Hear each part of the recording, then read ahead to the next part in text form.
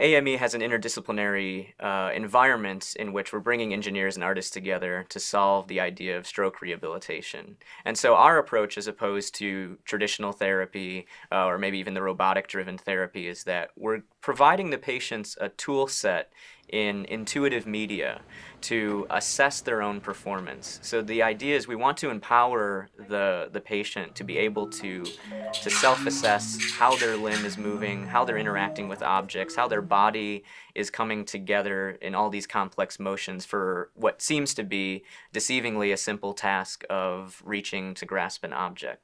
The way that we use the visual feedback in both the hospital system and the home system is to provide information about how the participant is moving with respect to their space during the reaching task. The feedback that you see on the screen right now is corresponding to the feedback that Yimpeng saw in the physical space. Could you do another unimpaired reach?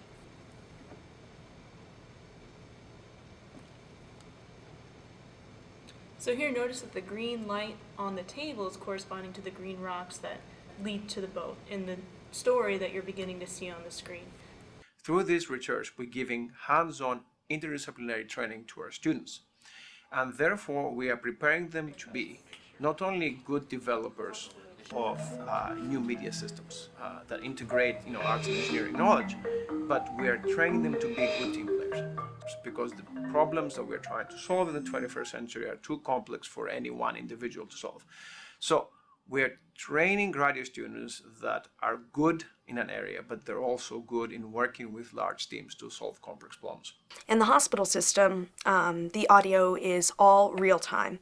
So when a patient is moving, they're hearing their movement mapped to the audio and to the notes and the harmonies and the density of the notes that are occurring. So when they're moving, they hear a progression of notes. And as they move faster, the progression of notes actually gets more dense. So they hear faster notes. And then as they reach the target, the notes slow down again. So it kind of creates like this bell curve of note density.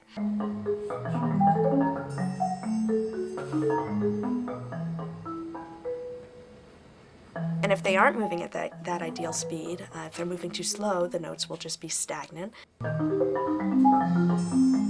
if they're moving too fast, the notes will just kind of stream and go. So what we did was adapt that for the home system now.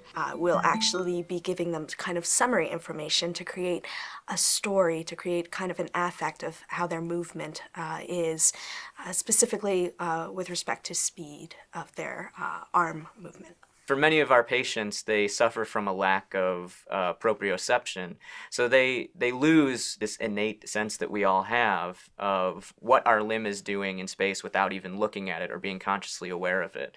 And so we're trying to use media to fill that gap.